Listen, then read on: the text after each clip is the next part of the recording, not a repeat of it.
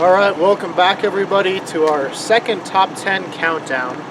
We haven't done one since our Billy the Kid episode, link above. And since the new Batman movie is coming out this Friday, we figured, hey, why not rank the live-action Batman Portrayals. Now we ranked 11, so we do have one that didn't make the list.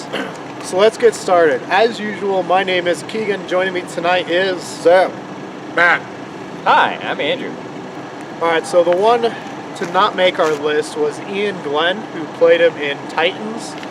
Now, he played him very briefly, originally as like a dream sequence where Batman kind of goes rogue. And then, it comes back as Bruce Wayne. To be fair, I have kind of stopped watching that series because I just liked it, but maybe just too little to go off of to really truly judge it. What about you guys? I can agree with that statement. So number 10 is David Mazouz, who played him in Gotham, or at least the young Bruce Wayne, in a series that wasn't supposed to be Batman. It was supposed to be pre-Batman era, but then they kind of jumped the shark, brought in all the villains, had multiple Jokers, and then Batman. At the very end, you see like a grown-up Batman in a really terrible costume. Horrible costume. Horrible. It stuck out. Like, did they really put that on TV? But we'll try not to judge him based off that. We try to base off of acting as well. Do you think he deserves to be higher than Ian Glenn? Or? No. Controversy already. So, number 9 is Lewis Wilson, who played him in 1943. Now, by today's standards, his costume might not hold up as well, but his costume might be why at least he got to number 9 on our list, because these two really enjoyed his costume's look. Yeah. Maybe not the ears, I don't know. Man loves a man in a leotard. I don't know, it was more than a leotard. But just like when you go off of today's standards, compared to the 40s, what was available at the time, it's where it should be at number 9. Unfortunately, it's hard to rank it higher just because we've become accustomed to the technology we have now and the way the suits look. At least in my opinion. Technology. I did enjoy the ears, and I don't know. I kind of want us to watch it. Yeah, if you guys want us to sit through, That little bat wing. maybe do a commentary, maybe do some film essays, or just a review, let us know in the comments below. We'll definitely check it out for you guys. So, number 8 is Robert Lowry, another earlier Batman adaptation for the smaller screen. And I feel like Matt is very conflicted about the rankings now. Not only was there controversy at number 10, but now number 8. I have no idea how this guy cracked the top 10. Not even top 10. Sam, let's go to you. This is the one you really enjoyed. You definitely, again, wanted to watch this one. Was there any fun scenes you enjoyed, or just the acting or the suit, like the stitching and the bat? The whole thing behind it was just interesting and drew more attention to it more than the more recent ones. I'll just say that. Alright, so there you go. Another one. If you guys want us to watch, rate, recommend, put it in the comment below. We'll talk about it. Number 7 is George Clooney, one of the more infamous Batmen, probably because of his costume. Also, a lot of people give him slack for the bat nipples, as well as the random action figure-like suit with the silver pieces.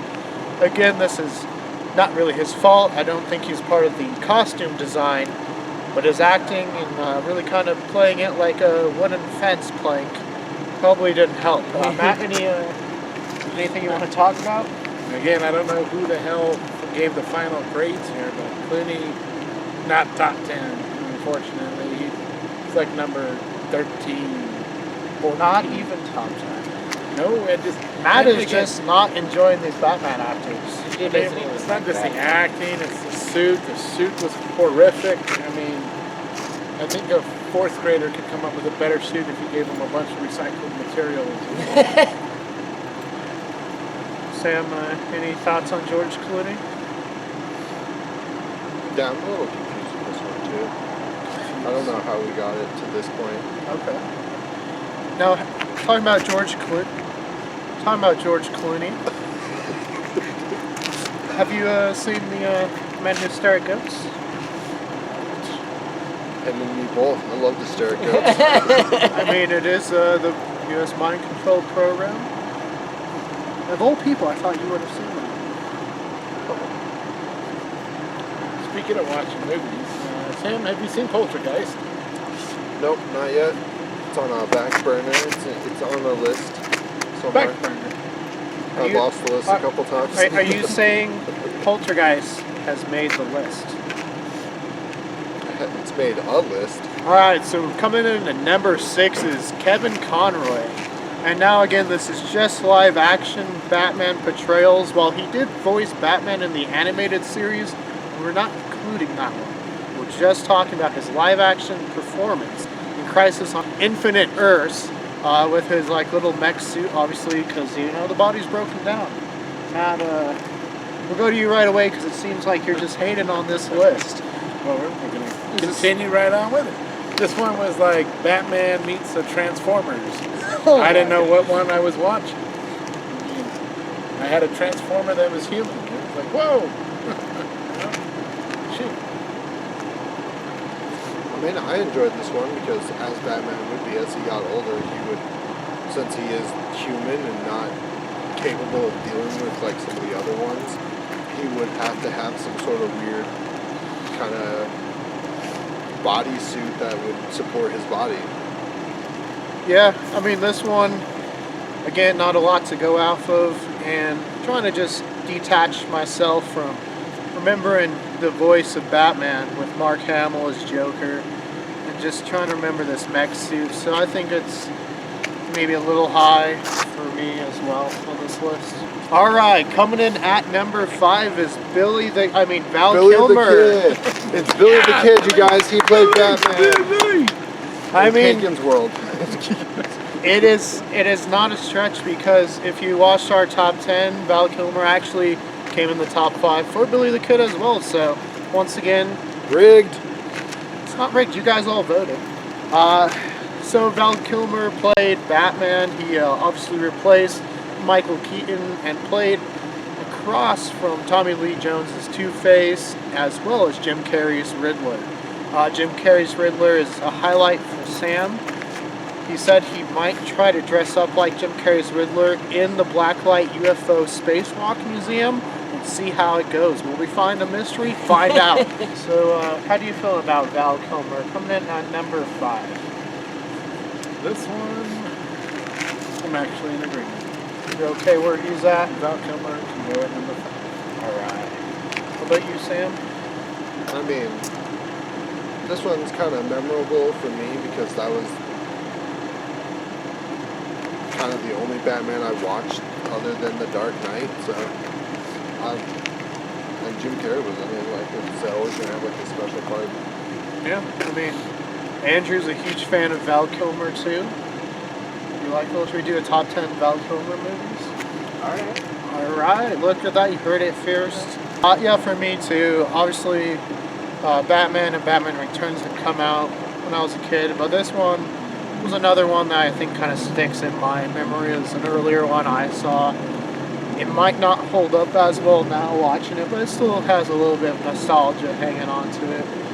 And you know, it's Val Kilmer. Now, Val Kilmer could have pulled off the Batman. Yeah. Honestly, He probably could have. I think he could have done it better. So I think his suit actually has bat nipples, but they're not as pronounced. No, I'm just saying, when they changed directors from Tim Burton to Joel Schumacher, he wanted to change the costume up and make it look like those more Nipply. Roman statues where like the buff Greek chests, gods yeah. and stuff like that. So that's why the costumes look the way they do, whether you like it or not. Coming in at number 4, dedicated to Ron Jr., Ben Affleck. This one for me, definitely not top 5. Not top 5. This one is like Batman meets Iron Man. It was more kind of like that built-in shit all of a sudden now where you can drop down night vision and get the computer scan of everything. Again, Batman meets Iron Man. Sam? Yeah, I'm not sure why this one's for, because it doesn't even have the Bat logo on the front, and if it does, you can't even see it. It does. It's massive. Again, I think it took a lot of inspiration early on from, Frank Miller's The Dark Knight Returns, which is kind of the comic that kind of gave us Batman as we kind of know him, a darker, more serious character coming out of when, comic books were supposed to be, just for kids. This kind of made Batman more serious, so especially when they get to the mech suit and he does fight Superman in the mech suit and beats Superman, it's very The Dark Knight Returns. I know, he almost killed Superman. It's okay. It's okay. It's okay. It's okay. A real superhero. There we go. Alright, coming in at number 3 is Adam West. Obviously, very well known for Batman or even Batman-like characters in different cartoon shows. I'm pretty sure he played like Catman or something on the Fairly Odd Parents even. He was the mayor in Family Guy. And he was pretty much Batman for pretty much a lot of people's lifetimes, if we're really looking at it. Obviously with the TV show, and then the movie with the shark repellent. Definitely a highlight of that movie. But it, again, came out in the years where comic books had to be, really PG and G for kids. Like, there was that code they had to hit, and for what it was going for, I think it did really well. No, you didn't really see violence. You just saw bam, pow, wow. Yeah. Get the shark repellent. Oh, yeah. This one doesn't bring back my childhood. Amazing. This one should definitely be where it is. Top 3, all the way. Love it. Yeah, I would agree. It should be where it's at. I think Sam's only quarrel was with the logo, which he said looked like a sticker. Oh, yeah. Yellow That sticker. and the eyelash. Oh, yeah, he didn't. He also didn't like the eyelashes. Yeah, the suit looks stupid. Let's be honest. Ben Affleck is better than that one. What? That's a 2. Coming in at number 2 is Christian Bale. Obviously, a lot of people's Batmans, as far as he played Batman in a trilogy of films rather recently. Obviously, not the most recent, but all 3 at least got relatively high praise. Pretty high praise for the first 2. Okay praise for the third one. Obviously, his voice is pretty parodied, or at least referenced, and people dress up as Batman, they're using the Christian Bale voice. And, I think, for me, he did pretty well. Only issue maybe with Christian Bale is, and it's not maybe just him, but villains always get so good, and sometimes he was, especially with the Joker, Heath Ledger, just above and beyond there. But I think he did good. Sometimes the suit maybe not as calm and accurate, but again, it's going for that more realistic approach. What about you, Matt? Yeah, no, this, when it gets to the top 3, it gets to be some of the most difficult decisions, Number 1, we'll find out here shortly, rightfully so.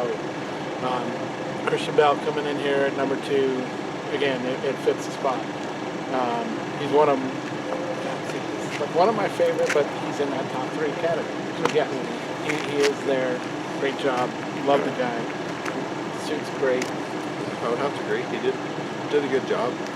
And so this brings us to the ultimate winner of our countdown, I suppose, and that's number 1, and that's Michael Keaton. Obviously, Michael Keaton played him in Batman 1989 as well as Batman Returns, and he'll be reprising the role in the upcoming The Flash movie. So we're going to be getting some more Michael Keaton, and for a lot of people, I think he is kind of the ultimate Batman. He plays Bruce Wayne really well. You really wouldn't see him as someone fighting crime, but when he's in that suit, he's like, I'm Batman. It's so iconic. It's hard. The suit looks good, even though he is wearing Nikes. Who knows, maybe he's part of the elite with the Young Bucks, but who knows? Yeah, no, like we talked about Michael Keaton. Again, more of my real childhood is, the 70s Adam West Batman that loved watching Saturday mornings. And then came this movie, Batman, with Michael Keaton. Jack Nicholson as the Joker, and it just, like, boom, it was dark. It had that edginess that Batman had.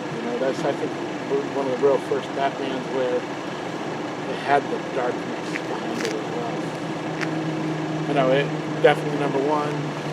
Keaton, love him, great job. Batsuit. That's when they first, I think, one of the first ones that were almost all completely, rubber. Yeah. So yeah, it looked good. He's definitely did it well, very well. Like we said, we'll be interested to see what he does in the future. Speaking of the future, like we said at the beginning of the video, the new Batman movie starring Robert Pattinson is coming out this Friday. So we figured, much like Ghostbusters Afterlife, why don't we go check it out for you guys and give you a live reaction. Or at least our reaction right out of the theater, like we did with Ghostbusters. So if you guys want to see that, stay tuned. Let us know if you want us to review some of these separate Batman movies or go more in depth in each character, or do a top 10 Val Kilmer movies. To see more top 10, click that link in front of Sam. To see more about what we're doing here at Culz Paranormal, click that link in front of Matt. And don't forget to hit the like and give us a Subscribe. And switch that notification bell from personalized to all if you want to be notified on all of our videos. And let us know, what did you think of our top 10 rankings? Did we get it right? Or was it rigged?